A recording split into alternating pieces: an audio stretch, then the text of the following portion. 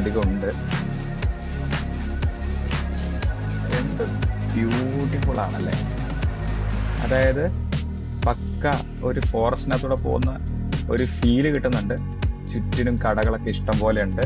പക്ഷെ ഒറ്റ പ്രശ്നമേ ഉള്ളൂ, ഒരുപാട് സ്പീഡ് ബ്രേക്കർ ഉണ്ട്.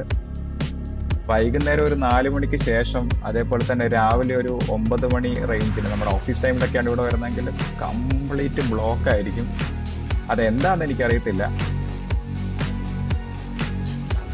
കാറിലൊക്കെ വരുമ്പോൾ നല്ല ബ്ലോക്ക് കിട്ടാറുണ്ട്. ഇന്നെന്തോ നമുക്ക് നല്ല സമയമാണ് തോന്നുന്നത്, അതുകൊണ്ട് ബ്ലോക്ക് ഒന്നുമില്ല.